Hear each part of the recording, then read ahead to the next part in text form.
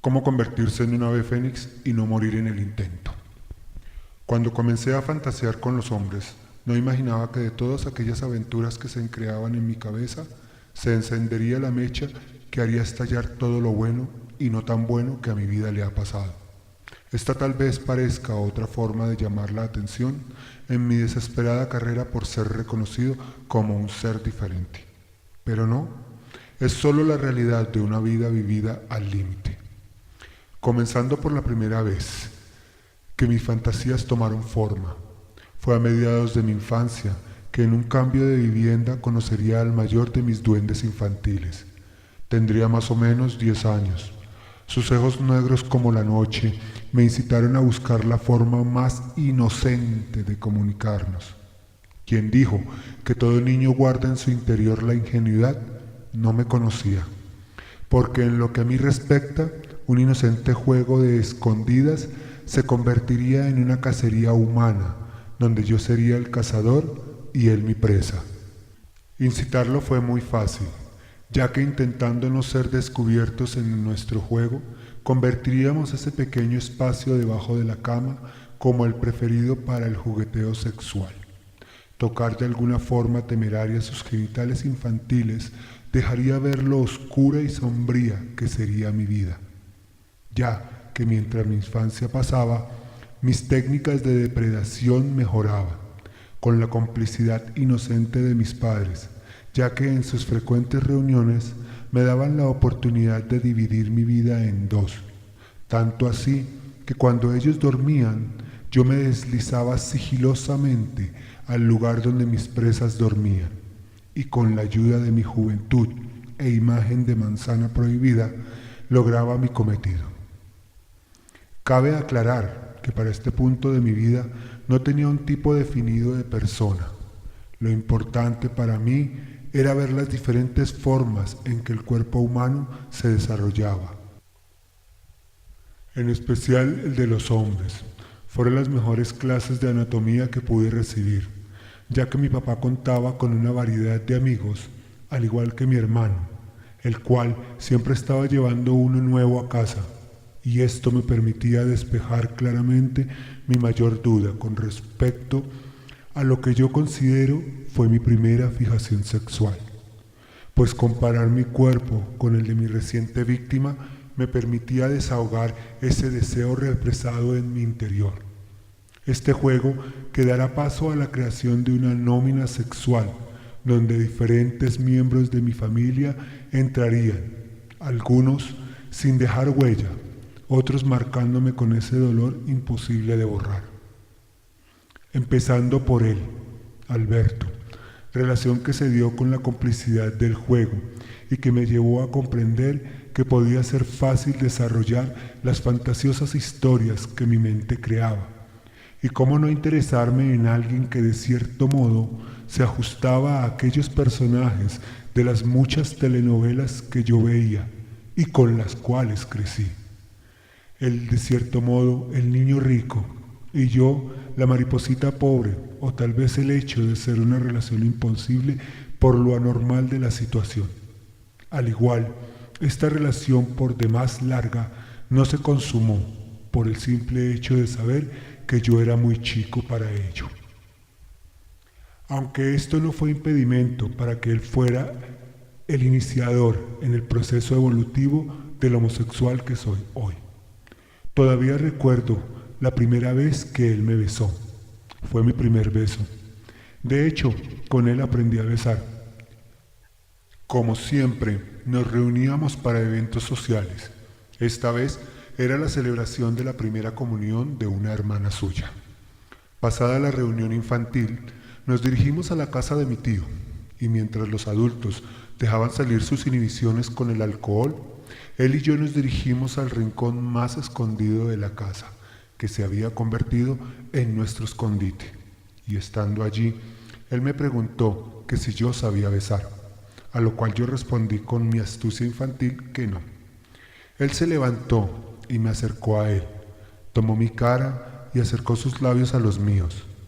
El beso duraría en tiempo real unos 3 minutos, pero para mí hubiera sido perfecto que el tiempo se hubiera detenido como en aquellos capítulos donde el galán besa a la doncella y por minutos sus vidas levitan ante sus ojos. Pero se acabó, ya que esto hasta ahora no era más que un juego, además que parecía que nunca se acabaría, pero se acabó. Juego que de cierto modo yo sabía era malo, pero que no descubriría lo malo que era hasta llegar al bachillerato.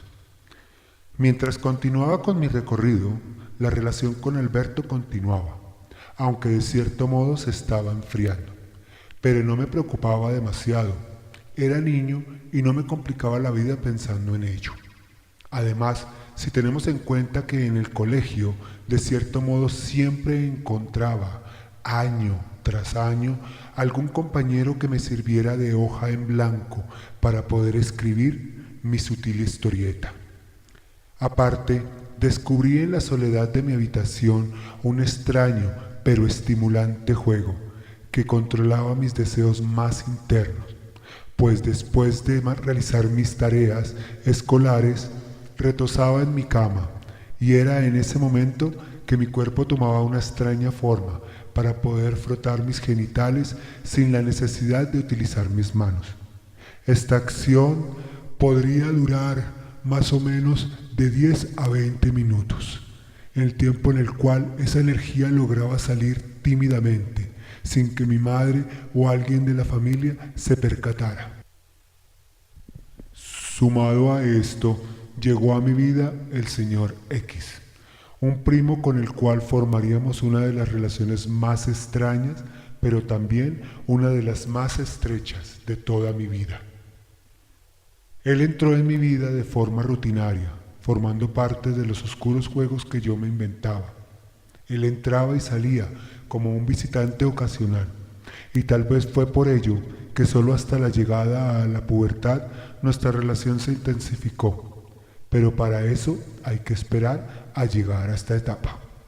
Pues ya que entre la monotonía del colegio y mis extraños juegos, mi infancia pasó llegando así la adolescencia, que en mi caso se convirtió en un arma de doble filo, ya que cuando más trataba de ocultar mis tendencias, más evidentes eran. Debo decir que fui descubierto varias veces infragante, jugando con ropa de mi mamá o con juegos de historias telenovelescas que dejaban a mi familia desconcertada y con una firme convicción de mis rarezas. En este proceso, la nómina sexual se pone interesante con la llegada del maestro. ¿Y por qué digo esto? Porque los antecesores de este no eran más que hojas en blanco, en las que yo escribiría mis fantasiosas historias. Este maestro entró en mi vida con autoridad y firmeza, algo con lo cual otra persona se hubiera abrumado, y digo cualquier otra persona, porque para mí fue un libro abierto a todo aquello que yo quería aprender, tal vez por lo adelantado de mis acciones, ya que según mi mamá, mi comportamiento no correspondía a mi edad. Yo le adjudico este hecho a que desde pequeño crecí con muchos estigmas. Era siempre el niño especial con sus botas ortopédicas que no debía jugar con los demás para evitar que se burlaran de mí. Sumado a esto, mis constantes visitas al médico por lo escuálido de mi figura, la cual me hacía el mejor candidato para recibir cuanto virus y enfermedad se diera en el momento. Pero todas estas situaciones me sirvieron para ser quien soy. El personaje en cuestión no era más que uno de los muchos amigos que frecuentaba mi hermano. Con su cara de yo no fui, despertó una empatía que no había logrado con ninguno de mis anteriores contactos, y parecía que su edad no era problema para disfrutar de temas de interés común. Algo difícil de creer, ya que él tenía 18 y yo 14. Al igual que mis anteriores contactos, fui yo quien dio el primer paso. Aprovechando que mi mamá y mi hermano no estaban y su llegada fue tan oportuna, lo invité a que me explicara algo que yo ya sabía. Fue muy cómico, porque estando sentados en mi cama, dejé caer mi mano entre su entrepierna, a lo cual él respondió con algo de temor, pidiéndome que no lo volviera a hacer, ya que alguien podría llegar y encontrarnos. Lo tranquilicé, diciéndole que ni mi madre ni mi hermano llegarían temprano. Comenzamos con lo tradicional de estos momentos, bajando sus pantalones y dejando a la vista el elemento que me ha llevado a las situaciones más riesgosas. Pero ¿cómo saber que aquel elemento fálico, que en sus inicios no representaría más que el rutinario jugueteo infantil, sería la llave para abrir la puerta de una vida llena de complicaciones, falsedades e intrínseca complicidad? Días después de este casi encuentro, el maestro volvió a visitarme con la excusa de buscar a mi hermano, quien no se encontraba. Entonces, para no despertar sospechas con mi mamá, él me invitó a salir. Esta salida marcará de forma clara lo que será nuestra relación, ya que será mi primera vez. No pensé que fuera a cambiar mi vida de tal forma que esa venda que todos tenemos en los ojos se cayera, como el telón de la última función. Ya que después de una visita a una sala de cine, salimos a casa de un supuesto amigo suyo, que no era más que uno de los muchos amantes ocasionales que él tenía. Llegamos y comenzamos con un largo y profundo beso, acompañado de una variedad de caricias que nos obligaban de cierta forma a despojarnos de todo aquello que llevábamos puesto. Y fue allí que conocí a la verdadera persona, aquella que no tiene inhibiciones ni tabúes, esa que con el solo roce de sus manos me enseñó lo que era ser totalmente deseado, mas no amado. ¿Y por qué digo esto? Porque esta relación me creó la errónea idea de asociar amor con sexo, castrando de cierto modo el afecto mutuo y las posibilidades de un sano desarrollo emocional. Mi volátil imaginación llevó esta situación a la construcción de un castillo en las nubes que se iría fortaleciendo con las diferentes situaciones de esta extraña relación. Extraña y algo enfermiza, ya que durante los 14 años que duró, entramos en una cadena evolutiva donde aprendíamos el uno del otro y cada uno con otros. Sin embargo, mi evolución iba de la mano con mi forma de pensar en ese momento, pues yo era el elemento femenino de la relación, con lo cual yo me identificaba muy bien, pues porque yo jugaba con muñecas cuando quedaba solo, también vestía los trajes de mi madre y usaba sus zapatos. Hasta aquí parecía que yo controlaba todas las situaciones que a mi vida llegaban, pero cuando iniciaba el bachillerato comencé a perder el control de todo, ya que para mí el colegio se había convertido en la casa del horror de mis mayores miedos. Siempre parecía llevar una etiqueta que decía soy mariposita, y por ellos todos los abusadores que siempre hay en los colegios me acosaban colocándome en situaciones muy salidas de mis manos y llevándome a tomar como único mecanismo de defensa el contraataque. Pues ya cansado de las constantes amenazas de violación masiva, invertí los papeles, colocándome yo como el agresor, como mi única respuesta. Aptitudes que terminaron dándole a mi vida un cambio radical y que me llevaron a tomar el toro por los cachos y a enfrentarme a la realidad de una sociedad tan homofóbica como doble moralista. Comenzando por los familiares, que arremetían a escondidas mías contra mi madre, culpándola por mi comportamiento, ya que aunque yo pensaba que ellos no lo sabían, era obvio que lo sospechaban. ¿Y cómo no hacerlo, si yo era toda una mariposa confundida por la presión de usar los zapatos de mi hermano y desarrollarme tan normal como él? Pero ¿cómo hacerlo, si nunca me había comportado como tal? ¿Cómo, si frente a una mujer mi actitud era tan amistosa que pedirle algo más era imposible, casi absurdo para mí, ya que casi siempre envidiaba esas relaciones amistosas con los hombres que yo deseaba? Esto fue horrible. La vida homosexual en mi adolescencia fue dura, porque encajabas o no encajabas. Por eso decidí no estudiar más y buscarme un trabajo, si es que así se le puede llamar, hacer extra de televisión en un país donde imitar ha sido un modo de vida. Pero no todo fue tan malo en esta experiencia, ya que por este medio conocería más a fondo la vida nocturna y fetichista de Bogotá, y también lo noctámbulo que puede llegar a convertirse uno.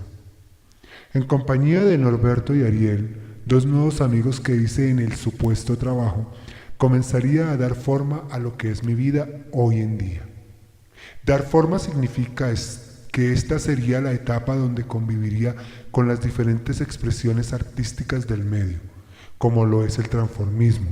Y eso para un joven de 18 años recién cumplidos era entrar en un mundo fantástico que de algún modo lo alejaría de la hecatombe en la que se estaba convirtiendo su vida personal. En este periodo de casi 4 años, donde los amigos ocasionales se mezclaban con la agitada vida nocturna que decidí llevar, hubo que sumarle la situación que llevó a mis padres a salir de esa tensa calma en la que vivíamos. Pues ya sus sospechas fueron confirmadas por el papá del que hasta hacía unos años era el mayor de mis amantes familiares, mi primo Alberto.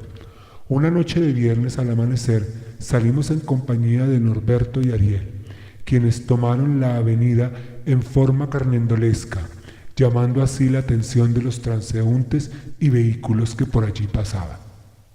Uno de estos vehículos era el de mi tío, el cual iba en compañía de toda su familia, incluyéndolo a él. Y con el relajo que formamos era imposible que no me reconocieran. Aunque yo no me di cuenta, no presté mayor atención a la situación, pues ya a estas alturas salir del closet era lo menos preocupante. Lo único que logró esta situación fue sacarme de mi casa en varias oportunidades y me llevó a aceptar situaciones de las cuales yo no sabía absolutamente nada. Fue así como serví de burla a los que decían ser mis amigos. Intenté venderme de forma física sin resultados agradables, porque para el mundo real en el que yo vivía, yo era muy adelantado, pero para este mundo no era más que otro neófito tratando de sobrevivir. Así que después de pasar una noche calentando pavimento en la estación de policía, algo que se estaba convirtiendo en algo muy común, decidí bajar la cabeza, o como diría alguien, pedir cacao a mi familia, la cual me volvió a aceptar, no sin antes advertirme que si mi actitud no cambiaba, no tendría más oportunidades. Esta nueva oportunidad que me da mi familia me llevaría a enclaustrarme un año completo, el cual me serviría para definir el rumbo que tomaría mi vida de aquí en adelante, ya que con una imagen tan deteriorada y un panorama tan oscuro, refugiarme en las palabras de mi madre me llevaría a desenredar de cierto modo la maraña en que se había convertido mi vida. Sumado a esto, la cercanía de ese ser que representaba de cierto modo la esperanza de un buen futuro amoroso, el señor X, sin dejar de lado las esporádicas visitas de mi eterno enamorado, el maestro, quien cada vez que aparecía me dejaba una visión desconcertante de su actitud, con sus evidentes cambios físicos. Pues para mí era difícil entender por qué él día con día cambiaba sus patrones de conducta, pidiéndome cosas con las cuales yo no me sentía cómodo, ya que mi opción estaba más que clara. Yo siempre he dicho que en la vida nada es casual. Las cosas pasan por algo, ya sea bueno o malo. Porque en este año sabático mi vida empezaría a tomar de cierta forma el rumbo que es. Porque entre los dilemas de ser normal o ser yo mismo, tuve que sumarle el ser rechazado por cuanta comunidad religiosa encontraba, ya que para este punto de mi vida lo que yo tenía claro era que no podía cambiar, por más que yo quisiera, pues ir en contra de lo que siempre había defendido me hubiera llevado a cometer peores errores de los que ya había sumado a mi vida. Esto sin desmeritar el poder de Dios como fuerza suprema. Solo me llevó a entender que para cumplirle a Él, de cierta forma lo único que debía hacer era ser honesto conmigo. Pues uno puede engañar a todo el mundo si quiere, pero el único que no podrá engañar, aparte de uno mismo, es a Dios. Fue por eso que decidí estudiar de nuevo y tomé un curso en un arte para tratar de sobrevivir en este mundo de consumismo absurdo. 3 años estudiando algo llamado encuadernación, de lo cual yo ni tenía la menor idea. pero que de cierto modo se adaptaba a la nueva vida que quería iniciar. Esta etapa trae cambios de definición en mi vida, porque logro aclarar qué tipo de homosexual debo ser. Y teniendo la oportunidad de estudiar con 18 mujeres, se creó de cierto modo mi nueva imagen, algo más varonil, seria y con un gran toque de clase. Atrás quedaron aquellos comentarios de sentirse una mujer atrapada en el cuerpo de un hombre, o de la absurda idea de la operación de cambio de sexo, que no es más que la mutilación de unos órganos genitales masculinos, porque para ser mujer de verdad hay que dar vida, y eso es algo que ningún homosexual operado logrará. En este punto del camino había subido varios escalones de la sexual, efímera y cruda, pero crucial pirámide homosexual.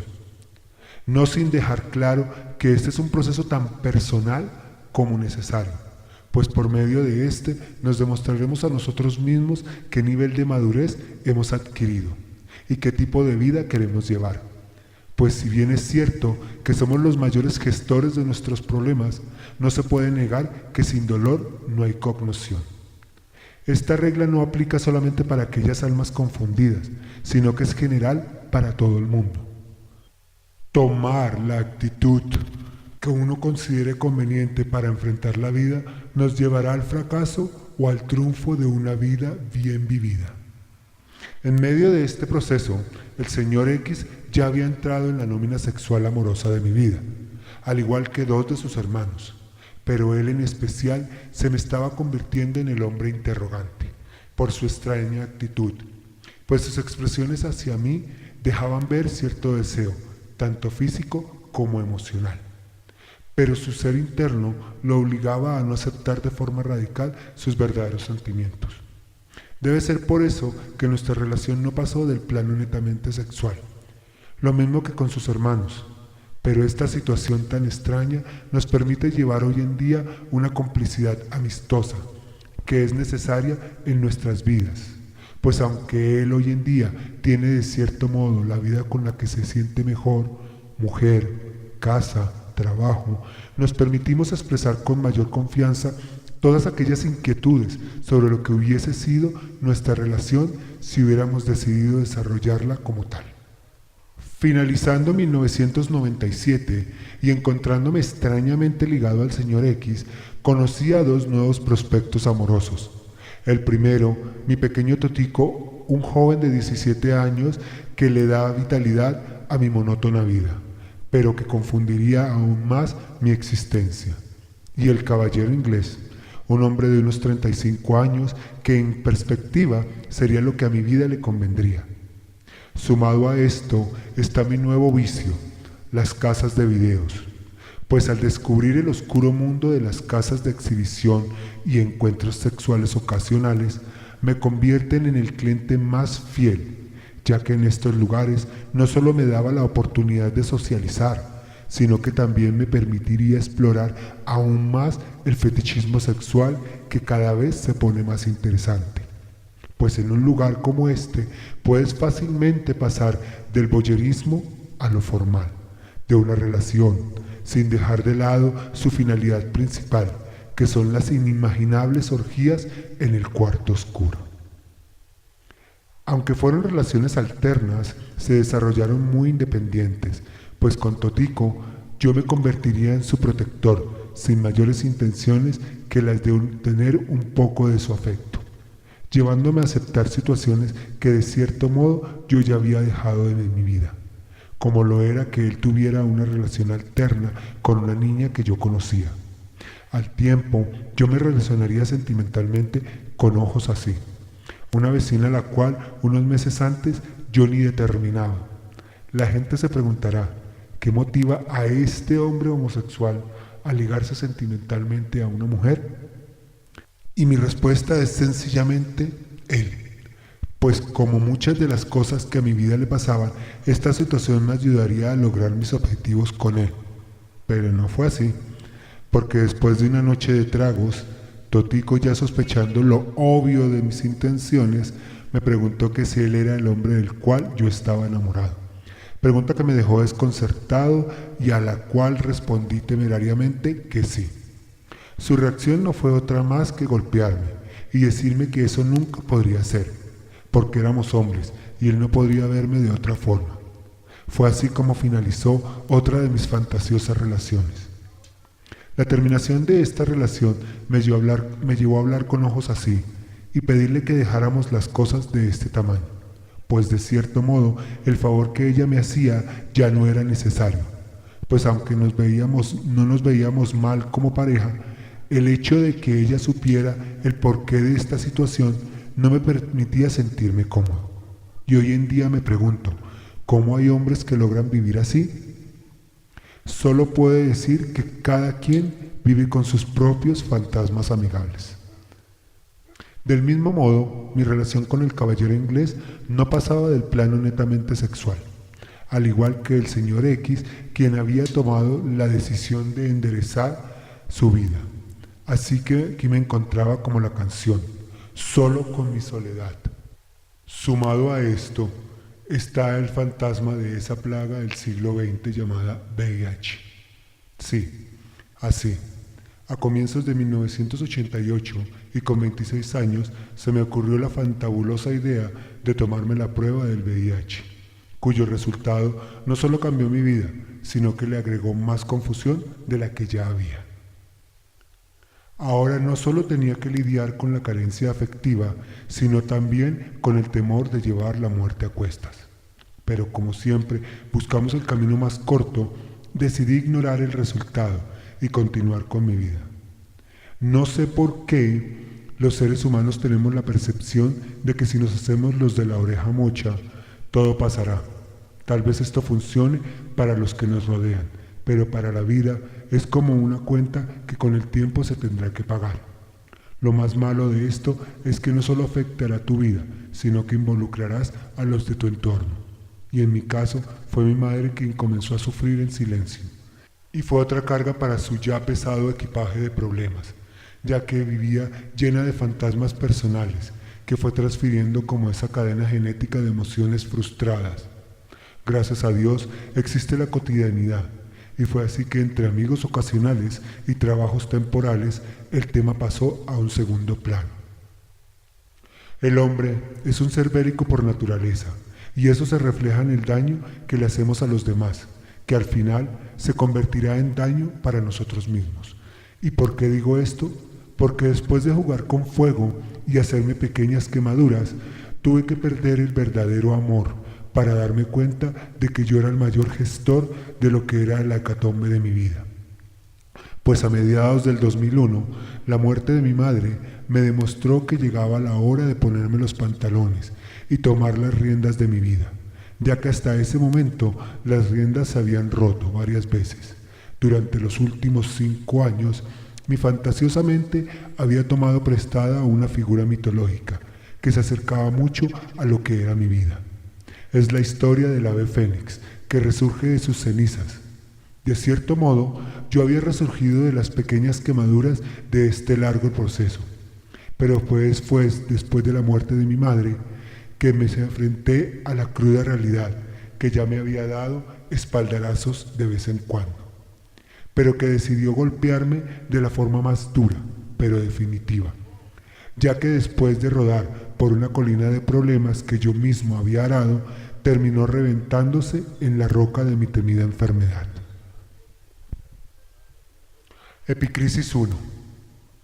Paciente con sarcoma de Kaposi en miembros inferiores, paladar superior, ojo izquierdo. Con estas 3 palabras comenzó el principio de lo que es mi nueva vida. Una supuesta preocupación de mi familia que me llevó a internarme 9 días en un hospital. Todo comienza un miércoles a las 9 a.m. La doctora Helen Mendivelson aconseja el ingreso inmediato al piso 6 del Hospital Simón Bolívar. Hasta ese momento el apellido Mendivelson no era más que uno de los muchos que oiría durante mi estadía. La habitación 614 me dio su fría bienvenida, con la compañía de un paciente del cual solo supe su nombre, Hugo, un jefe de enfermeros con desarrollo de toxoplasmosis, muy mal geniado y poco comunicativo. Al día siguiente de mi ingreso al hospital comenzó el desfile de galenos en proyecto, de mano de la famosísima doctora Meldy Benson, toda una autoridad en el tema. Hasta ese momento se suponía que mi familia estaba preocupada por mí y sus visitas no dieron espera. Me encontré con gente que no pensé que fueran. Personas que tenían algún interés personal llegaron. Sin mayores perspectivas frente a la enfermedad, se dio la salida del hospital. Hasta ese momento yo pensé, ya pasé la prueba de fuego, pero no. La prueba de fuego llegó a los días siguientes, cuando comenzaron las preguntas sin respuestas. Epicrisis 2. Como toda película, no hay primera sin segunda, y sabiendo de antemano que las segundas partes no son buenas, esta no fue la excepción. Esta se desarrolla después de días de incertidumbre por la búsqueda fallida del no muy bien ponderado Sisbén, o por estas situaciones de la vida laboral colombiana donde se descansan 15 días antes que finalice el año. Después de visitar una familiar, comencé mi acostumbrada caminata nocturna por la séptima, tratando de darle esperanza a mi nublado panorama.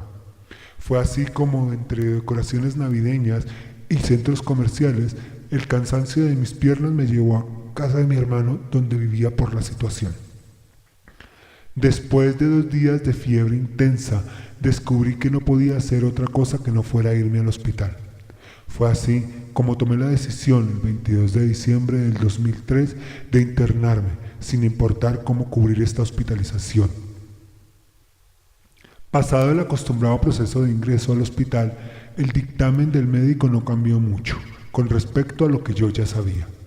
Me correspondió la habitación 617, esta vez en compañía de un joven de 25 años, algo agraciado, pero con una pequeña infección pulmonar a causa del virus. La respectiva presentación se dio días después, cuando por esas cosas de la vida esperamos hablar del tema. Con el paso de los días, conocí a su familia, y ésta me tomó mucho aprecio. Se sorprendían de mi supuesto valor al estar solo afrontando la situación, ya que para este punto de mi enfermedad, mi familia buscó una de las excusas más inverosímiles posibles. No fuimos porque dijeron que no debíamos aparecernos para que no le cobraran. Por haber sido una fecha tan especial como lo son las fiestas decembrinas, se creó un lazo de amistad que espero en algún momento se reanude. Entre el paso monótono de los días, él recuperó su capacidad pulmonar, no sin antes preguntarse cómo le hablaría a los demás de su nueva vida viviendo con el virus. Durante los 19 días que él estuvo en el hospital, y como compañero de cuarto, puedo decir que no me sentí solo, ya que su familia me acogió como un miembro más. El día de su partida lloré, no porque hubiera algún sentimiento mutuo, para nada, solo que con su partida confirmaba que cada vez me encontraba más solo. Después de este desarraigo amistoso, conocí un nuevo compañero que me demostraría que no era el único que le temía el hecho de estar solo en un hospital, pues si yo era rechazado por mi familia, a este nuevo compañero le tocó algo peor. No tenía familia y su panorama en cuestión de secuelas físicas no era el más alentador. Sin más pasaron los días y se dio la tan esperada salida que como mi primera visita también fue un foco de preocupación, ya que ni el tan alienado Sisbén ni los millones hacían su aparición. Me tocó recurrir a mis dotes histriónicos y colocar mi cara de ¿con qué plata si no tengo ni cómo irme? Fue con esta respuesta que mi salida se dio a las 5 de la tarde, no sin antes pasar por la pena de tener que firmar unos pagarés que por obvias razones no se cancelarían. Pero bueno, salí, y aquí me encontraba, sin saber a dónde ir. Fue así que llegué a casa de mi tía, y contándole lo que me había sucedido, me brindó su casa, ya que por estos días la que se decía ser mi familia me habría de retirar todo su apoyo. Epicrisis final. Como toda trilogía, esta desatará el nudo que se formó en las dos anteriores. Después de un duro golpe contra el frío pavimento de la vida, descubro por tercera vez que mi familia me da la espalda, sin importarles que me diagnosticaron cáncer de piel. Busco la ayuda de un abogado representante a la Cámara que me ofrece la ayuda para interponer una acción de tutela para lograr recibir los servicios correspondientes a mi enfermedad. Logro abrir una ventana de esperanza para lo que hasta ese momento era mi mayor problema. En la espera de la respuesta, tengo una nueva recaída, si es que así se le puede llamar, a 40 grados de fiebre, una inflamación de las piernas con disminución de glóbulos rojos, que me llevan a internarme por tercera vez. Con los antecedentes anteriormente, tuve que pasar mi primera noche en la sala de urgencias, con todo el protocolo que éste trae. Una enfermera toma mis signos vitales y descubriendo que tengo 40 grados de fiebre, se dispone a bajarla como de lugar. Tomando una sábana mojada, la tiende sobre mi cuerpo desprotegido. El dolor de cabeza y la reacción a este tratamiento no fueron suficientes para lograr desconcentrarme. A esto hay que sumarle los gritos de dolor de varios pacientes ubicados en la misma zona. Entre gritos e intentos de homicidio por parte de las enfermeras, así pasé mi primera noche. Al día siguiente, después de una segunda agresión a mi persona, un aterrador baño de agua fría, fui por fin ubicado en una habitación. Todo esto sin antes ser tomado por asalto por otro paciente que hurtó mi desayuno. Ya ubicado en mi habitación, me dispuse a observar el panorama que no era el mejor del mundo. Y si hablamos de compañía, esta no fue la más receptiva que yo esperaba, haciendo mi estadía lúgubre y sentimental.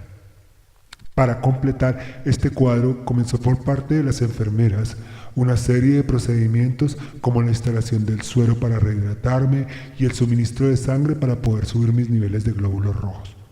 Todo esto sin antes oír lo que mi médico tratante tenía que decirme por el descuido de mi anhelado tratamiento. Así, sin pena ni gloria, transcurrieron 9 días en los cuales no veía por ningún lado la respuesta de la tutela interpuesta por mí. Después de 15 días se me informa que el hospital ya ha recibido la notificación de que la tutela ha fallado a mi favor. Esto me permitió la salida del hospital y me condujo a la casa de mi tía. Los primeros días completé mi recuperación, no sin cuestionarme qué sería mi vida de aquí en adelante, porque aunque ya había solucionado mi problema con los medicamentos, el estar en la cuerda floja de convertirme en una carga para mi tía era algo que no hubiera funcionado por mucho tiempo. Fue por eso que en compañía de ella buscamos la mejor solución, ubicándome así en una institución para personas que viven con el virus. Como cosa rara, busqué cómo encajar en algo que yo pensaba no me tocaba, ya que estos lugares generalmente son para personas físicamente incapacitadas y sin familia. Y ninguno de los dos era mi caso. Pobre e iluso, aunque no hubiera quedado en secuelas físicas, era muy evidente que estaba enfermo, y por eso mi familia no estaba a mi lado. Aunque los enfermos no necesitamos que nos compadezcan, también es cierto que la compañía y el diálogo no le hacen daño a nadie. Usualmente los fenómenos televisivos adquieren este estatus por la similitud, a veces divertida, que le damos con la cotidianidad. Es por eso que los realities no podrían ser la excepción, pues ahora los invitaré a un reality show, al cual puede llegar cualquiera de nosotros sin invitación alguna. Nuestro hogar, donde el único remedio es el amor. En esta época, al igual que en las anteriores, lo que es moda mueve al mundo. Y lo que están de moda son los reality shows. Pero en este reality nos daremos cuenta que la palabra reality tiene una connotación muy diferente, ya que la convocatoria a este se dará por la actitud que tomen nuestros participantes a la hora de recibir el resultado de un examen y de la determinación de sus familiares. Aquí los conductores no son celebridades, pero sí son personas muy importantes e influyentes en el proceso. Sin más preámbulos, conozcamos un perfil tanto de nuestros residentes, 9 en total, como de nuestras conductoras, 2 externas, así que bienvenidos a esta aventura llamada Nuestro Hogar, donde el único remedio es el amor.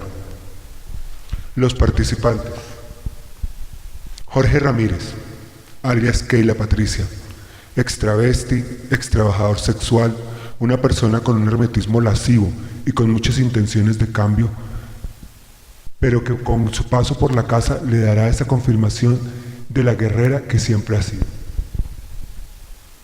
Luis Alfonso Urrea. Un elemento negativo, con una inmensa avaricia de poder y control, escaso don de servicio, pero un servilista nato que lo llevará a cometer errores imperdonables.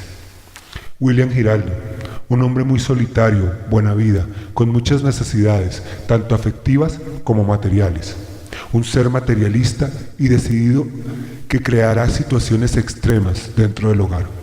Uriel García, punto relativamente neutro, que analiza desde su perspectiva todas las situaciones buenas y malas del hogar. Javier Buitrago, un hombre con muchos temores, con un inmenso deseo de muerte, fumador empedernido, con una vida sexual mental muy activa y pocas expectativas frente a la vida. Rodrigo Padilla, tal vez uno de los residentes más incógnitos y de poca connotación en el hogar, todo un signo de interrogación andante. Ferney Álvarez, un hombre con demasiado corazón, muy débil y sentimental, con una gran necesidad afectiva y síndrome de mitomanía que lo llevará a cometer errores imperdonables, que lo pondrán muchas veces en el ojo del huracán. Saúl Jiménez, un personaje con un pasado doloroso, un presente incierto, que le crea inestabilidad emocional y sentimental frente a todos los sucesos del hogar, un homofóbico nato. John Barragán, un homosexual egocéntrico y narcisista, con una necesidad de protagonismo que le ha creado un temperamento fuerte, un ser a la expectativa de cambios, que irá descubriendo fortalezas y debilidades de su vida, presente, pasada y futura. Un líder nato. Olga Lucía Maciado, psicóloga cuya labor en este reality será hacer caer en cuenta a los residentes de todas aquellas acciones que los llevaron a terminar en este punto. También les enseñará a plantear estrategias, a vivir los procesos de cambio de cada uno de los participantes. María Caleda, trabajadora social que se encargará de supervisar todos los retos y juegos que aquí se suscitan. Y con este breve pero sustancioso perfil de cada uno de nuestros participantes, daremos comienzo a la aventura de vivir los diferentes procesos que conlleva un reality de estas magnitudes. Después de un suculento almuerzo y una distribución de víveres, nuestras presentadoras nos dan las indicaciones de cómo llegar a la terminal de transporte y allí ya ubicados desplazarnos hasta el lugar donde viviremos las situaciones más extremas, atrevidas y muchas veces conflictivas que se generan con el diario vivir. Al cabo de 2 horas de viaje y por nuestras condiciones físicas, llegamos a la entrada de la finca hogar, donde las expectativas de ver cómo viviríamos se confunden entre la dificultad de ingresar nuestro equipaje y nuestros miedos, por lo que se iniciará. En el recorrido de observación de la finca hogar nos encontramos con un panorama de vivienda común, con 2 zonas de alojamientos donde se ubican 9 camas, la zona de baños que ofrece 2 sanitarios e igual número de duchas, una zona de recreación donde se haya instalado un televisor, una pequeña biblioteca surtida, un comedor amplio, seguido de una sala donde encontramos un equipo de sonido, la cocina y un patio de ropa. En las áreas externas encontramos muchas zonas verdes y un curioso cementerio que nos recuerda el ciclo de vida en el que vamos. Con una improvisada cena y una larga conversación donde se ha tratado de repartir las primeras tareas, nuestros residentes se disponen a tomar posesión de sus respectivos lugares para dormir, quedando de la siguiente manera: Jorge Ramírez y John Barragán, William Giraldo y Ferney Álvarez, Luis Alfonso Urrea y Javier Buitrago, Uriel García y Saúl Jiménez. Rodrigo Padilla se ubicó en la única cama individual en la casa. Y así, entre morrales, tulas y costales de mercado, pasaron la primera noche nuestros residentes, noche que aumenta el desconcierto de los participantes por no saber a ciencia cierta a lo que se están enfrentando. El nuevo día trae consigo un nutrido desayuno preparado por 2 de nuestros residentes, Ferney y Saúl. Esta actividad da paso a la interrelación del grupo, que empieza a hacerse preguntas sobre el desarrollo del juego en sí. Preguntas que se despejarán con la llegada de una de nuestras conductoras, que después de preguntarnos cómo habíamos pasado nuestra primera noche, nos da la orden de elegir entre nosotros una persona a la cual distribuirá las diferentes labores de la casa, teniendo en cuenta nuestras limitaciones físicas. O sea, escogeríamos lo que en otros realities llaman capitán, elegido o interlocutor. Para esta labor contaremos con un estimado de 15 minutos, en los cuales si no llegábamos a un acuerdo la conductora lo escogería. Y fue así que entre postulaciones y votaciones la persona elegida para esta función fue Ferney Álvarez, quien para ese momento ya había demostrado un don en lo que a organización de víveres y suministro de alimentos se trata. Después de haber comunicado a nuestra conductora María Caleda de común acuerdo habíamos llegado a la escogencia del encargado, esta a su vez se dispuso a leernos nuestros deberes y nuestros derechos dentro del hogar. Con este ambiente de obligaciones nos distribuimos las tareas expuestas por el organizador de la siguiente forma. John, en compañía de Rodrigo y Uriel, organiza sala y comedor. Ferney y Keila se organizaron de la cocina. William y Alfonso de los alojamientos y baños. Y Javier y Saúl de las áreas externas de la casa.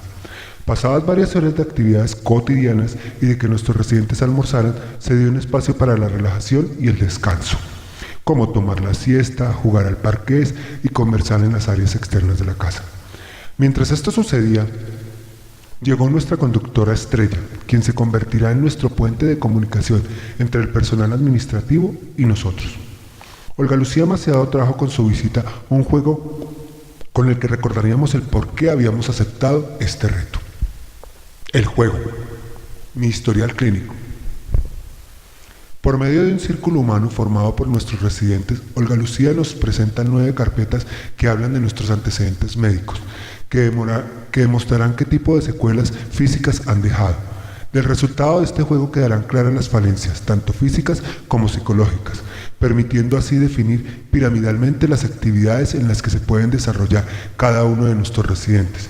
Ya que por las circunstancias hay personas que tienen un nivel de responsabilidad, pero pueden ser más que un apoyo, para que todo funcione relativamente bien. Este juego arroja 3 grupos de personas, los que conforman la responsabilidad, aquellos que serán un apoyo neutral y otros que piensan que por manejar un bajo perfil, la vida los premiará. Por esta situación variable con el tiempo, posesiona a algunos residentes como los privilegiados y a otros como los relegados. También aquellos que serán la piedra en el zapato para el libre desarrollo del juego. Con un fraternal abrazo a cada uno de los residentes, Olga Lucía hace su retirada, no sin antes decirnos que su presencia en la casa va ligada a un juego o a una prueba. La culminación de esta visita deja el aire algo enrarecido por las posiciones en las cuales quedaron nuestros residentes, ya que algunos se sintieron en posiciones de mucha responsabilidad, lo cual los hace pensar qué seguridad tendrán de hacerlo bien cuando no habían podido ser responsables consigo mismos. Otros, por el contrario, aceptaron su posición por ser conscientes de sus limitaciones físicas.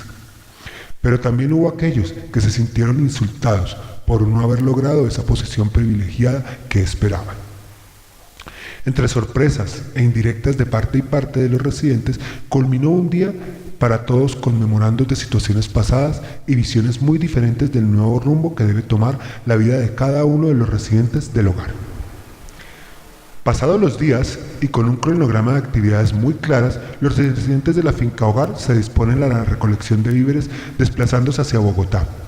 Este será el primer contacto con la ruidosa ciudad. Esto le permitirá a William la comunicación con su familia, creándole un estado de ánimo poco recomendable para su buen desarrollo médico, ya que su recuperación es muy lenta y esta actitud depresiva no ayudaría, y por el contrario lo llevará a asumir situaciones de riesgo personal, porque para él dejar su libertinaje económico y su independencia no entraba a ser parte de ese proyecto de vida que en su caso no sería tan nuevo, por su necesidad incesante de placer peligroso. Esta situación no creó mayor expectativa entre los demás residentes, quienes están más preocupados por no presentar una carga para los demás. Después de una suculenta cena, nuestros residentes decidieron camuflar sus opiniones viendo televisión, ya que es más fácil esconderse que expresarse. El nuevo día trae la pronta visita de Olga Lucía, que esta vez nos pide que nos pongamos cómodos para dar paso a la explicación de la primera prueba, la cual comenzará a despojar las máscaras de miedo y rechazo que cada residente ha desplazado con actitudes de lástima por parte de familiares y amigos. Esta a su vez demarcará el camino por la escogencia del primer amenazado de la finca hogar. La prueba. Confrontación con nuestra nueva situación. Por medio del tradicional círculo humano, nuestra conductora nos explica que debemos sacar una lista mínimo de 5 cosas que consideremos que hayamos perdido, y mínimo 5 cosas que hayamos logrado con nuestro ingreso a la casa. Para esta actividad tendríamos máximo 30 minutos, en los cuales cada uno de nuestros residentes buscará un lugar específico de la finca donde se encuentre solos haciendo esta actividad. Aclaradas las reglas de la prueba, cada residente se dispone a buscar su lugar, quedando distribuidos de la siguiente manera.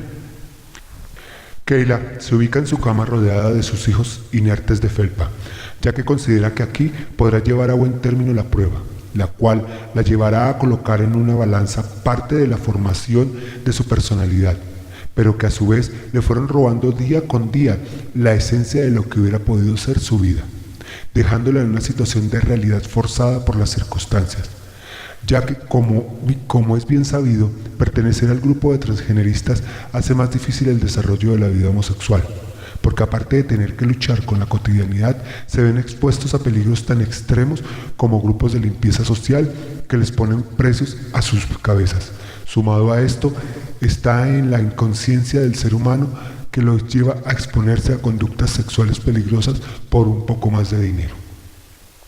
Luis Alfonso irrumpe en una habitación que se halla desocupada, ya que desde el arribo a esta casa se nos informó que no deberíamos utilizarla, pero para él cumplir reglas no ha sido una premisa en su vida, y después de dedicarse por completo a una vida lasciva de relaciones a veces furtivas con mujeres casadas, no le permitió sacar tiempo para labrar un futuro económico que le diera un poco de estabilidad. Había que sumarle una enfermedad que estaba derrumbando ese castillo de naipes que tanto tiempo le había costado construir y del cual no se abrirían sino una cadena de situaciones que tal vez culminen con su muerte. William, quien desde el regreso de Bogotá tenía una actitud depresiva, se ubicó a la entrada de la finca, desde donde puede divisar los vehículos que bajan y suben, y que lo transportan a esa vida licenciosa con la cual consiguió casi todos los placeres que la vida le ofreció, y con el tiempo le facturarían, pasándole una cuenta que si no logra amortiguar, lo embargará de amargura y dolor. Uriel tomó posesión de la sala, ya que por su escasa visión en este lugar encuentra facilidad para manejar una actividad de la cual él sabe no debe cargar con toda la responsabilidad, sino que las circunstancias del machismo latino no le permitieron dejar de vivir como el hombre que es, pero que a su vez le fue formando el huracán que arrasó con su vida. Ahora trata de buscar entre los escombros para ver si puede reconstruir en algo su vida. Ferney considera la necesidad de ubicarse frente al televisor para así poder desarrollar la actividad. Es por eso que en compañía de sus amigos platónicos irá descubriendo que de ese mundo superficial en el que vivió no queda sino el sinsabor de la responsabilidad compartida, del amor frustrado y de una doble vida que alimenta su mayor problema, la carencia afectiva.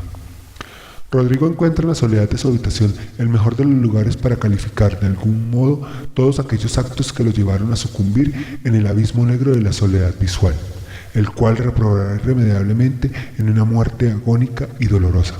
Pues si bien es cierto que aceptarse como uno es a veces es difícil, lo es aún más el llevar una doble vida, que tarde o temprano saldrá a flote reclamando su propio espacio, el cual en su mayoría nos negamos a dar.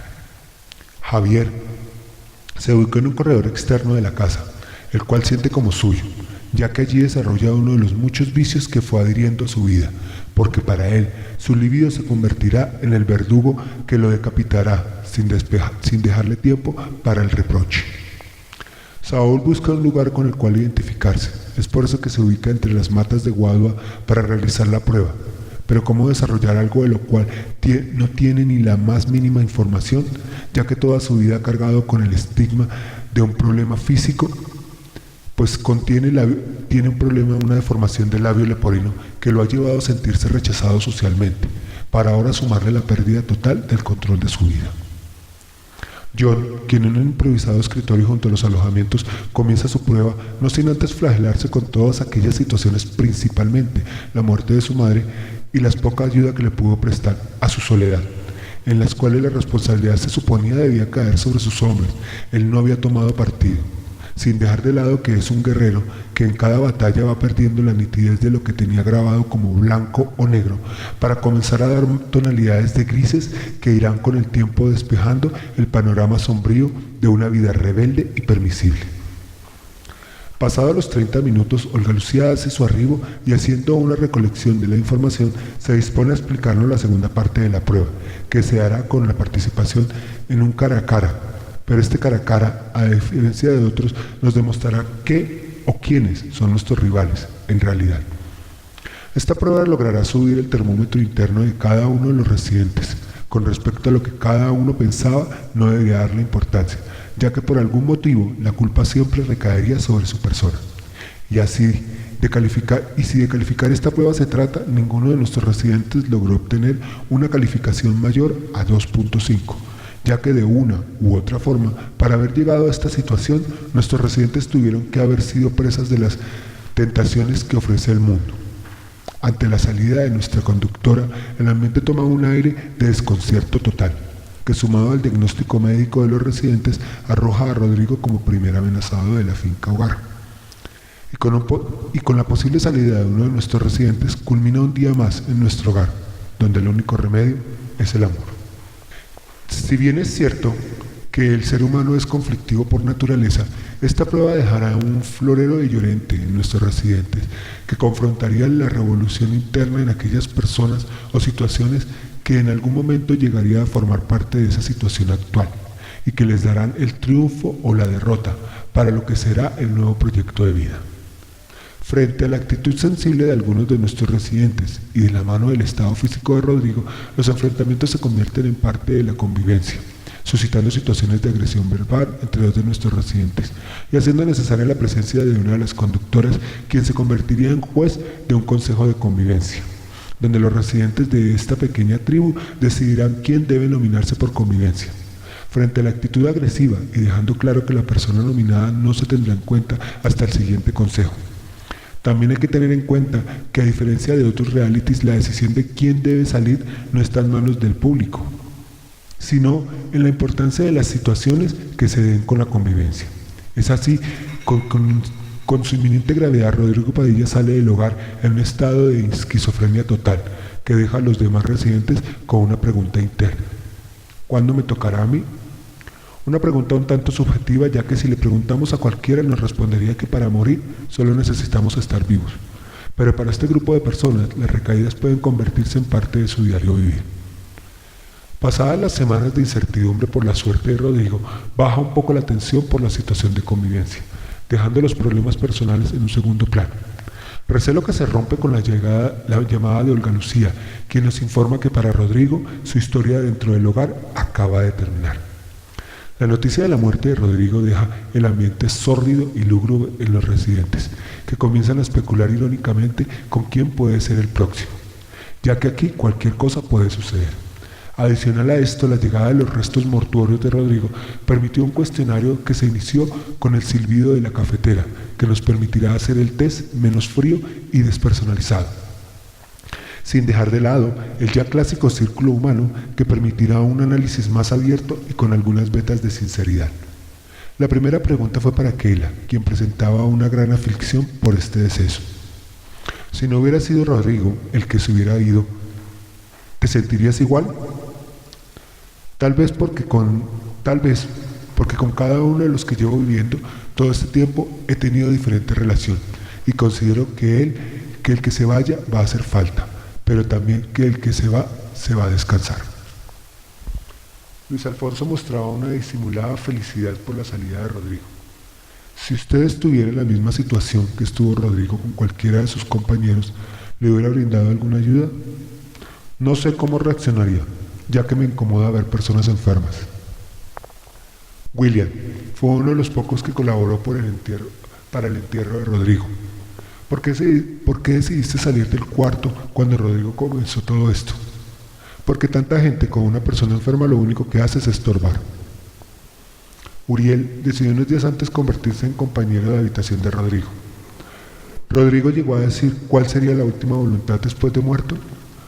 Lo mismo que le dijo a todos, que quería terminar junto a la Virgen María, haciendo alusión al cementerio de la finca. Javier, quien se llevaba muy bien con Rodrigo: ¿Qué es lo que más vas a extrañar de Rodrigo? La canción del hijo desobediente y el colocarse de pie cada vez que escuchaba el himno nacional. Fernet compartía el gusto por la buena comida. ¿A qué le atribuyes el que te hubieras enfermado cuando se llevaron a Rodrigo? Al que me acordé de mi madre y no comí muy bien. Más que todo fueron nervios. Saúl se sentía muy bien por su estrecha relación de amistad con Rodrigo. ¿Qué recuerdas de los últimos días de Rodrigo? Que los 2 últimos días no reconocía a ninguno de nosotros y nos agredía con mucha facilidad. John se convirtió en su enfermera de cabecera. Tú estuviste en todo el proceso de ingreso a urgencias. ¿Qué sensación te deja el haberlo ayudado hasta el último punto de su vida? La sensación de que la vida le da oportunidades a algunos para aprender, mirar la vida con otros ojos. Pasados varios días, la actitud de rechazo por parte de Luis Alfonso hacia William se hace más evidente, ya que para Luis Alfonso tolerar una relación entre William y Ferney le crea demasiada incomodidad. Es por eso que la presencia de María en la casa se hace necesaria para colocar fin a la eterna discusión. Por medio de una reunión de los 3 implicados y transcurridos los 3 minutos, la gran hermana María nos comunica al resto del grupo el siguiente amenazado por convivencia es William. Si bien es cierto que este reality no está hecho para la diversión de un público externo, se debe tener en cuenta la posibilidad de este tipo de situaciones se presenten muy a menudo, ya que algo de lo que llevó a nuestros nuevos residentes a aceptar el reto era encontrar una nueva familia, y para ello había que ser de cierto modo permisible y tomar lo que a mano se nos ofrece. Y con este panorama de amenazas y posibles relaciones, concluimos un mes de dolores internos y externos, con pérdidas que nos recuerdan que este reality no es la confrontación de una cadena de situaciones que desembocaron en el triste final de la vida de algunos de nuestros residentes. Los visitantes, el triángulo donde muere lo paranormal. Entre la monotonía del diario vivir se presenta la primera visita de personas externas a la fundación, que dejará en nuestros residentes una imagen de atracción circense mezclado con algo de estigma social, por la exposición de lo que hasta ese momento era un tema tabú, situación que hizo necesaria la presencia de nuestra conductora estrella Olga Lucía, quien al enterarse de lo acontecido se desplazó hacia la finca hogar para establecer la raíz de tal sensación. Es así como nuestros 8 residentes entran en un conflicto de ideas sobre si hablar del tema o seguir fingiendo que no pasa nada.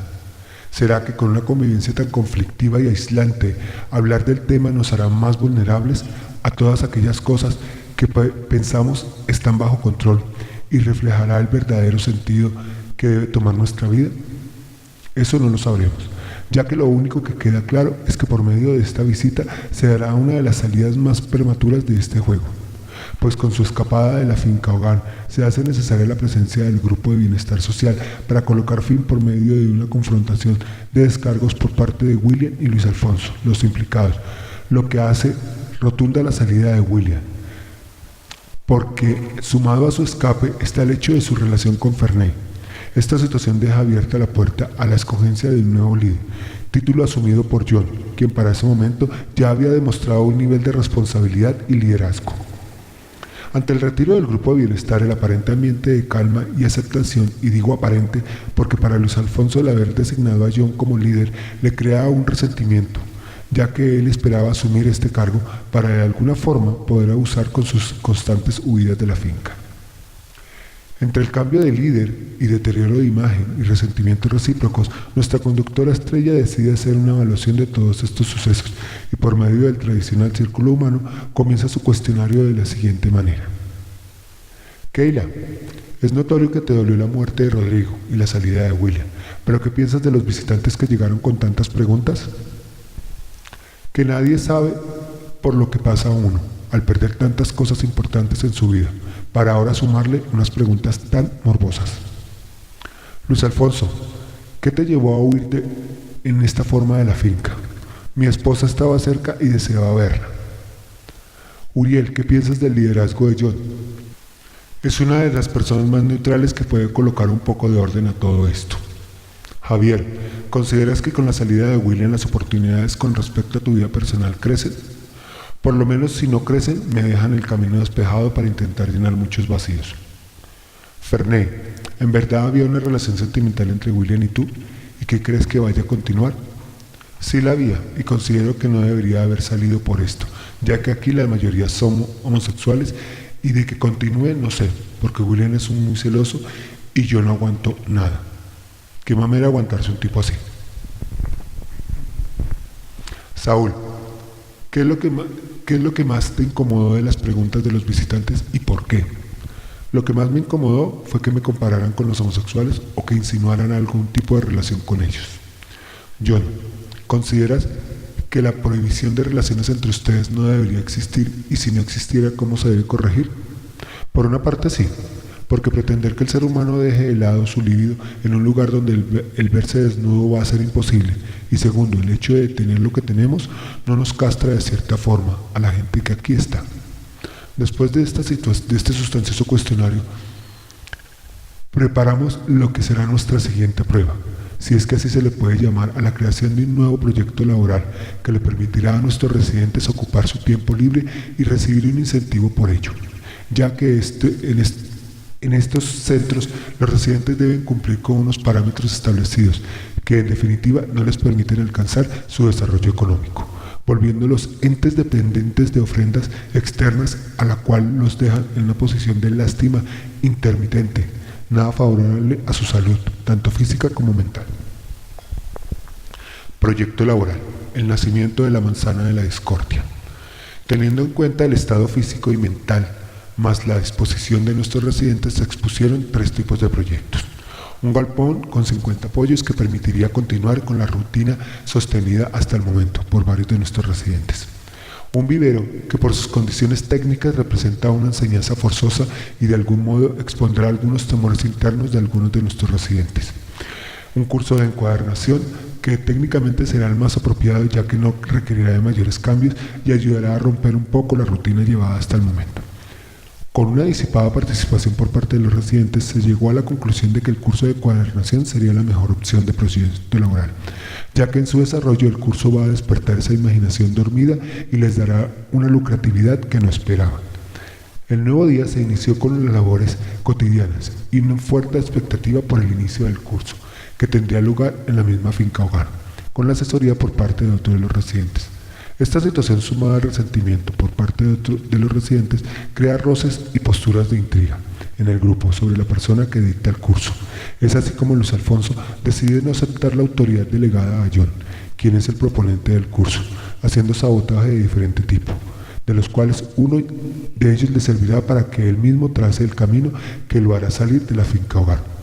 Por medio de un ejercicio donde John dispondría de parejas para hacer la inducción de cómo manejar un taladro eléctrico, Luis Alfonso toma como pareja a Uriel, provocándole una cortada con el taladro, por no colocar atención a la explicación. Situación que crea nerviosismo entre los demás residentes, que al ver a Uriel brotando sangre entra en pánico colectivo. Esta situación hace necesaria la presencia del grupo médico de Silvania, que controló muy bien la situación. Este ataque provocó la salida de Luis Alfonso por considerarse un elemento peligroso en la casa. Esta salida es una de las más aplaudidas, ya que este personaje, con su obsesión de poder frustrado, cometió una cadena de errores, con los cuales trazó su camino hacia una salida determinante. Es así que con un grupo reducido de 6 personas, que con una actitud más dispuesta, comienza poco a poco lo que será el desenlace de este reality, donde las relaciones interpersonales han mejorado, pero el encuentro con nosotros mismos deja una escala de sentimientos encontrados sin explicación. Para romper con la monotonía del curso, nuestra conductora estrella nos trae el ejercicio con el cual definiremos lo que será el resto de nuestras vidas, en un lugar como este o cualquiera que sea el que escojamos. Se trata del último cara a cara, que será definitivo para el desenlace de este juego. Por medio del tradicional círculo humano, nuestra conductora define las preguntas que nos llevarán a tomar la que puede ser la mejor decisión de nuestras vidas. Keila, con todos los sucesos hasta el momento, ¿qué crees que puedes sacar para tu vida? Que nada es seguro. La seguridad nos la ofrecemos nosotros mismos con nuestros comportamientos y nuestra actitud. Uriel, usted, con este accidente, ¿qué visión tienes de la muerte? Que sea la forma que sea, antes de morir hay que estar tranquilos, con la familia, los compañeros y lo más importante, con uno mismo. Fernet, ¿por qué tu poco interés en el curso? No es poco interés, lo que pasa es que no me gusta. Yo espero con el tiempo que sea para colocar mi galpón. Saúl, con todo lo que has vivido hasta hoy, ¿piensas que no podrás soportar tu enfermedad todavía? De soportarla ya la soporto, lo que pasa es que seguir aquí va a ser muy difícil para mí. Javier, ¿por qué comenzaste a gritar cuando Uriel se cortó? Porque era mucha sangre y nadie hacía nada. John, si tus compañeros no progresan con el curso y definitivamente tienes que dejar lo que te gustaría hacer. Me gustaría retomar mi vida, buscar trabajo y quizás dedicarme de cierto modo a mis escritos. Es así como con un fuerte abrazo nuestra conductora se retira y nuestros participantes comienzan a definir sus vidas. Keila decide retomar su vida retirándose de la fundación para buscar de alguna forma a esa familia que fue adhiriendo en todo su proceso de cambio, para con su historia poder enseñarles que si no cambian, algo parecido o peor les puede suceder. Uriel considera que quedarse en la fundación no le afectará ni a él ni a ninguna de su familia, que como la de todos aquí continúa sin pesares ni gloria. Ferney acepta el hecho de que no poder contarle a su padre que está enfermo, ya que de cierto modo tendría que aceptar su verdadera personalidad. Saúl decide tomar un tratamiento psicológico externamente con la fundación, esto con la esperanza de recobrar de cierto modo el control de su vida. Javier decide que es hora de formalizar la tan anhelada relación con Ferney, hasta que su vicio asesino acabe con su vida. John considera que para completar su ciclo en la fundación debe tomar un tratamiento psicológico que de cierto modo le demostrará que la vida no puede golpearlo más de lo que ya lo había hecho. Y aunque el premio en este reality no consta de un jugoso cheque ni de oportunidades en algún medio televisivo, sí permitirá aclarar todas aquellas inquietudes que tienen las personas que viven con el virus de inmunodeficiencia adquirida humana. Así, sin dejar de lado que esta enfermedad no se adquiere por tomarse un kumis pasado de fecha. También hay que entender que no toda la responsabilidad era mía, pues en el entorno en el que se desarrolla la vida homosexual nos lleva a ser muy temerarios frente a los retos. Entender que si hay vida después del VIH llevará a nuestros nuevos residentes a salir algunos antes de tiempo. A otros los convertirá en anfitriones de un reality que día con día irá creando más adeptos en futuras versiones. También estamos aquellos que, como yo, salimos con ideas un tanto claras de lo que debe ser nuestra vida, viviendo con el virus. Aunque esta enfermedad no es exclusiva de los homosexuales, sí lo es la que adquieren las sociedades, también llamada virus de inconsciencia humana. Es así como termina nuestro hogar, donde el único remedio es el amor. Amor que se verá reflejado en el tratamiento psicológico que decidí tomar, ya que después de tener largas charlas con mi psicóloga, llegó el momento de preliminar de mi tratamiento, el cual se dará por medio de la asistencia a un seminario que de modo definitivo cambiará mi vida y me dará la aprobación de ese tan anhelado título de ave fénix que me llevó a escribir esta historia. Regalo del corazón. Todo comienza por medio de la invitación a cada uno de nuestros 6 personajes. Un seminario que dice que les cambiará su vida, porque hasta ese momento los intentos de cambio o no eran necesarios o no habían sido muy notorios. ¿Y por qué de esto? Porque dándole un breve vistazo a nuestros 6 personajes eran tan diferentes que una similitud entre ellos era casi imposible. Porque, ¿qué pueden tener en común una ama de casa que acaba de perder a su hijo, una joven universitaria estrato 4, una mujer con los días contados, un hombre que no tiene más nada que hacer, ya que su vida algo superficial le deja mucho tiempo libre, una mujer a la que la ley de la vida le estaba demostrando que los hijos no son una posesión, y un homosexual que piensa que aunque la vida le ha demostrado que no siempre tiene la razón, sale con su estandarte de hombre fuerte y su célebre frase del ave fénix quien resurgió de sus cenizas. Y es así, con esta breve reseña de nuestros 6 personajes, comienza la aventura de un seminario llamado Regalo del Corazón. Día primero. Un grupo de personas nos da la bienvenida a la entrada del centro de convenciones y guiándonos a uno de los salones comenzamos el proceso de integración que se inicia con la impresión de nuestra firma en un libro de asistencia, después de la entrega de gafetes con los cuales nos reconoceríamos entre sí. Me dispongo a buscar un lugar donde establecerme, como niño en colegio nuevo, para cumplir con el itinerario planteado por el modelador, que hasta ese momento no dejaba de ser más que un hombre con cierto atractivo y una gran responsabilidad por delante. Después de entregarnos información general sobre el seminario, como reglas, visión, misión y grupo de apoyo, empezó una batalla de información que permitiría dejar muy claro cuál era la esencia del seminario. Entre esta batalla de información, uno de nuestros personajes se sintió tocado por el tema y por medio de una interpelación, Nelly dejó ver un poco de su dolor por la pérdida de ese hijo en condiciones un tanto absurdas. Por mi mente solo cruzó una idea en ese preciso momento. ¿Qué hago yo en un grupo de personas que va a llorar o a exponer sus problemas en público para ver quién les da la respuesta que ellos esperan? Sin embargo, continué con el itinerario presente. Hasta el momento, después de un receso de 30 minutos, llegamos a realizar un juego de colores donde buscaríamos derrotar al grupo contrario. Tomando la vocería del grupo al que pertenecía en este juego, se vislumbró lo que iba a ser mi presencia en este evento. Porque aunque me gusta ser el centro de atracción, esta vez ser uno de los más reconocidos me llevaría a descubrir que había capítulos en mi vida que no tenían un fin claro. Finalizando este primer día y habiendo escuchado la interpelación de uno de los 6 personajes, yo reconocería a 3 de estos, que a la finalización del seminario me mostrarían que no soy el único que le teme a mostrar sus sentimientos. Día segundo. Después de los correspondientes saludos y procesos de ingreso, comenzaría a escudriñarse en la vida de cada asistente al seminario. El tema a tratar, compromiso conmigo mismo.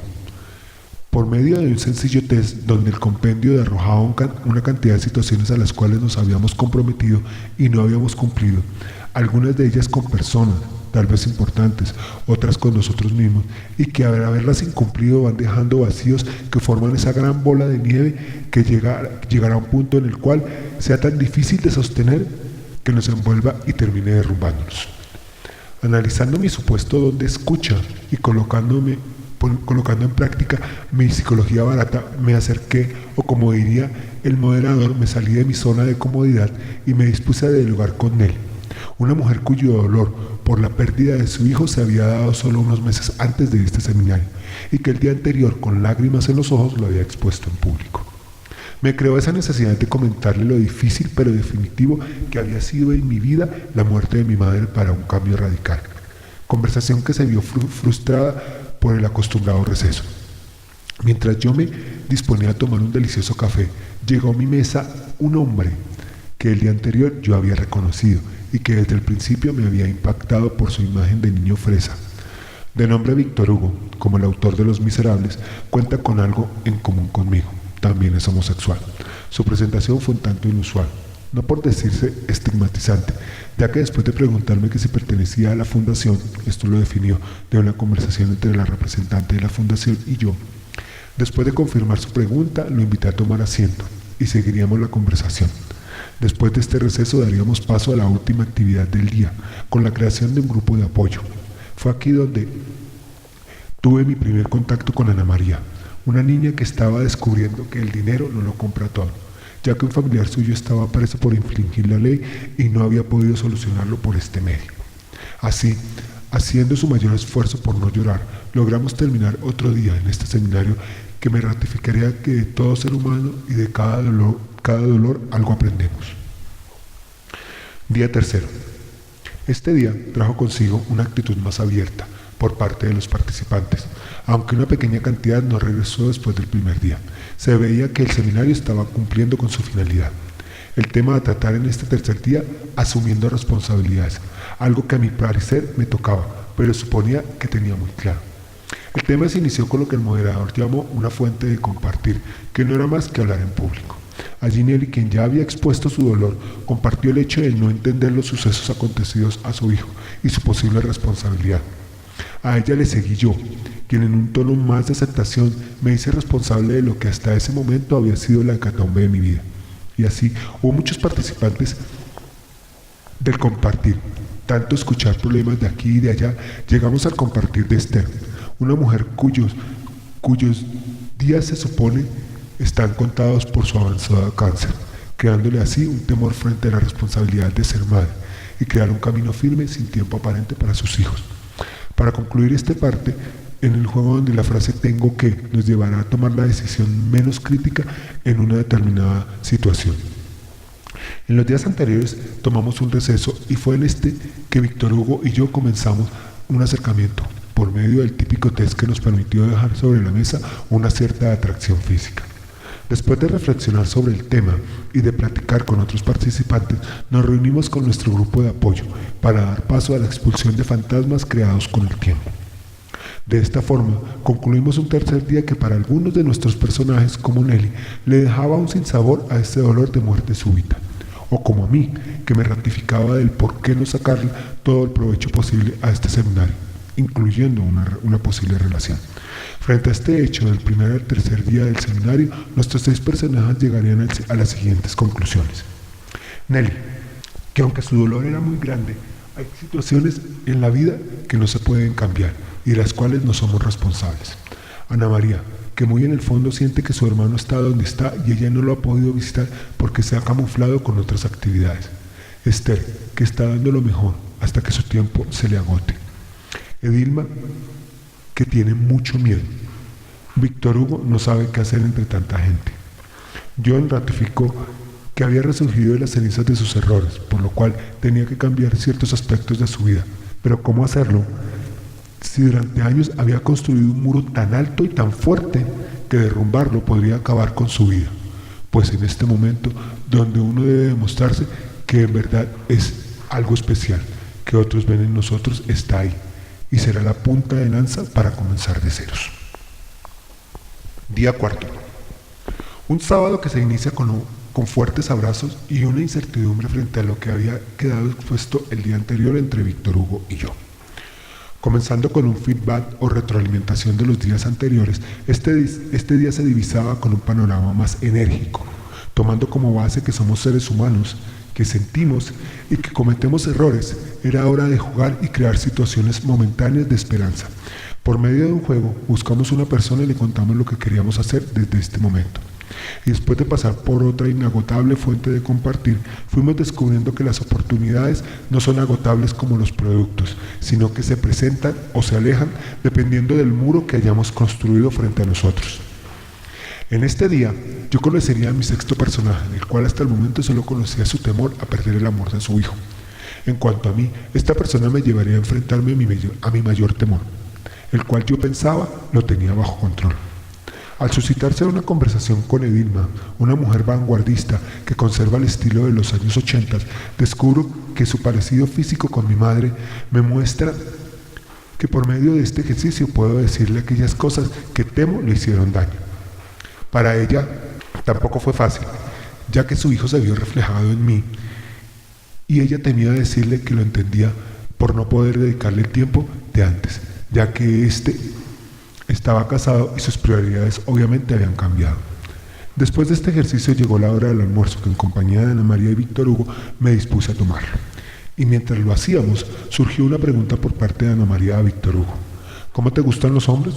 Esta pregunta se suscitó ya que Ana María, Víctor Hugo y yo habíamos tenido cortas pero sustanciosas conversaciones los días anteriores, bajo los recesos de cada juego. Esta respuesta, relacionada con otra que yo le había formulado el día anterior, despejaría mi mayor duda sobre él. Al tiempo, indagaríamos un poco más sobre la vida de Ana María, que nos contaría sus hazañas en la ciudad de Cali. Y entre las aventuras de Ana María, Víctor Hugo y yo pasó la hora del almuerzo. Fue así como retornamos al salón, que ya estaba preparado para dejar salir nuestras inhibiciones por medio del baile. Después de media hora de baile nos dispondríamos a escuchar cuáles serían los pasos siguientes para ir creando un nuevo proyecto de vida, a partir de nuestra situación actual. Por medio de un esquema que nos muestra que en medio de nuestro conocimiento natural está la duda, que va ligada a nuestras cargas emocionales, que son aquellas situaciones que no podemos controlar y que nos van dejando vacíos internos. Ejemplos: separación, miedos, rechazos, depresión, ira, dolor, vergüenza. Después de esta pedagógica explicación, culminamos nuestro 4.º día. Culminación que me lleva a dar el primer paso frente a la respuesta de Víctor Hugo. Es así como lo invito a tomarnos algo para continuar con nuestra conversación. Día 5. Desde el inicio del seminario se había hablado de que en el último día podíamos invitar a alguien a la culminación del seminario. Yo había creado cierta expectativa con respecto a la invitación que le había hecho a mi padre el día anterior y que no había arrojado una respuesta concreta por parte suya.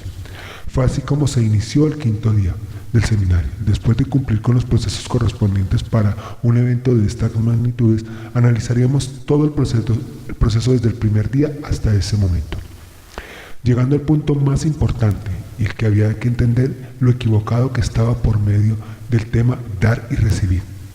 Pero ¿qué significa dar y recibir cuando nuestras actitudes convierten la carencia afectiva en pan nuestro de cada día? Para ello, el seminario creó un esquema de matriz del comportamiento que nos demostraría que nuestro ser superior se relaciona con nuestro ser consciente y este a su vez con nuestro ser básico, relacionando así el esquema de imagen, no sin tener en cuenta la emotividad negativa y las acciones inesperadas que nos llevan a reflexionar sobre el perdón, para encontrar un equilibrio a la hora de un cambio de imagen o de acciones. Después de esta batalla cognitiva, nos dispondríamos a almorzar, una hora que se había convertido en un espacio para completar citas, charlas y preguntas personales. Estando en este momento, Víctor Hugo, quien ya me trataba con más confianza, me preguntó el porqué de mi silencio, cuando días antes me había destacado por mi desinhibida actitud, a lo cual yo respondí con un gesto de no importancia. Esta situación fue salvada por la oportuna intervención de Ana María, que llegó preguntándonos cómo nos sentíamos a puertas de su culminación. No hubo una respuesta clara a esta pregunta, porque al igual que ella, esperábamos a la finalización para ver si nuestras expectativas se resolvían. Al igual que el día anterior, nuestro ingreso al salón después del almuerzo tuvimos un momento de desinhibición que nos permitió bailar, jugar y dejar salir ese niño que llevamos dentro. Al cabo de esta actividad tuvimos la presencia de una hada madrina, representada por una de las colaboradoras del seminario. Esta actividad dejó al ambiente un aire de esperanza interna. Esto, sumado a las situaciones de los días anteriores, suscitará la vulnerabilidad de los participantes, en los cuales se encuentran nuestros 6 personajes. Vulnerabilidad que se verá reflejada en el juego siguiente y que le demostrará a cada personaje cuáles eran sus falencias y sus temores.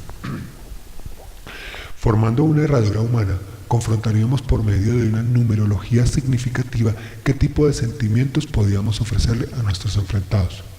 Bajo un ambiente tenue de luz y un silencio absoluto, comenzamos el proceso giratorio de la herradura. Y fue allí donde descubriríamos ese sentimiento oculto frente al hecho de no haber hablado a tiempo. Durante mis primeros 5 contrincantes, mi actitud fue de extrema tranquilidad. Pero al enfrentarme a Edilma, la imagen de mi madre llegó como ese chorro de agua fría que despertó en mí aquel sentimiento de dolor que terminó en una fuerte descarga sentimental de lágrimas, colocándome en una posición de vulnerabilidad frente al recorrido final. Nelly, otro de nuestros personajes, dejó ver todo su dolor y posible resignación en mi hombro. Yo con un fuerte abrazo traté de transmitirle esa confianza que tal vez le ayudará a encontrar sosiego. Esther recibió en mi abrazo un aliento de vida y una aceptación de su mayor temor, porque aunque es cierto que ella está condenada a morir, ese día no llegará hasta que su labor de madre le permita dejar organizado lo más importante en su vida, sus hijos. Ana María, aunque ya me había expresado con palabras lo que más le dolía, cuando llegó a mis brazos sintió que podía desahogar todo aquello que le pesaba. Víctor Hugo, quien hasta ese momento no le había encontrado al seminario más que un sentido de socializar con otras personas, rompió en un mar de llanto que nos permitió entender un poco de su comportamiento frente a la vida, pues la fuerte rivalidad tanto de poder como de autoridad con su padre lo alejaba día con día, y eso creaba vacíos e inconsistencias emocionales. Fue así como después de abrazar y llorar con varios de los participantes, culminamos en un solo abrazo en el centro del salón, que nos llevó a la preculminación del evento. Este preludio me creó una ansiedad sobre la esperada entrada del visitante invitado. Cuando las puertas se abrieron, comencé a buscarlo con mi mirada, encuentro que jamás se dio. No me sorprendió, ratificándome lo que yo siempre supe. Después de un significativo ritual que se inició con la luz de una vela encendida, fuimos formando lo que podríamos denominar un sendero de esperanza en aquellos corazones que se creían muertos. Entre intercambios de teléfonos y significativas despedidas, queda una pregunta en el tintero. ¿Es el dolor un espejo de debilidad? No lo sabremos. Lo único que nos queda claro es que la debilidad se representa en soberbia y posturas de fortaleza que hacen al hombre el ser más frágil de la naturaleza. Mi nueva vida viviendo como un ave fénix. Hoy, a mis 42 años, aunque he ganado experiencia, también me he convertido en un ser con una coraza que no me permite mostrarme como en realidad quiero ser, ya que los comportamientos viciosos del pasado me han llevado a cuestionar todo lo que hago. Y no es que esté mal, solo que con estos constantes ¿por qué? Me he internado en un laberinto que me lleva a la guerra constante del reto de demostrarle al mundo que yo soy capaz, aunque sea homosexual y tenga esta patología. Y aunque el reto de cierto modo nos obliga a surgir, el mío se está convirtiendo en un desgaste físico y mental, que me aleja día con día de mi objetivo final, que siempre ha sido encontrar el amor, ese amor idílico donde todo mi ser se refleje de forma positiva. Hoy en día, pienso que tan positivo es el hecho de ser inteligente, y no me refiero al erudismo, sino a la inteligencia psicológica que fui absorbiendo en todo este proceso, el cual ha tenido sus altas y sus bajas, y las seguirá teniendo, porque de eso se trata la vida, un constante aprender, un constante defender y un constante aportar. Porque aunque muchos dicen que el escribir mi vida es de cierto modo mostrar mis puntos más vulnerables, también es cierto que yo siempre saldré avante como lo hizo mi figura mitológica. Pues el ser consciente de mis falencias como ser humano me permitirá la construcción de una nueva vida, que aunque difícil, siempre me impregnará con sus chispas de alegría, gracias a todos aquellos que de un modo u otro aportaron su grano de arena para construirme y ser quien soy. Espero que estas letras de cierto modo sirvan para todas aquellas mariposas confundidas que por allí pululan, porque aunque hoy en día la homosexualidad es socialmente más aceptable, las mariposas siguen cometiendo los mismos errores que se han cometido a través de los tiempos. No siempre es necesario que se forme una cadena de eslabones interminables para saber cuán errados estamos, ya que si no nos permitimos un poco de flexibilidad ante la debilidad, no podemos manejar todas aquellas situaciones que se nos presentan. Recuerda, cada vez que el ave fénix se consume, su plumaje se vuelve más bello y renace con mayor fuerza. O sea, lo que no nos mata nos hace más fuertes.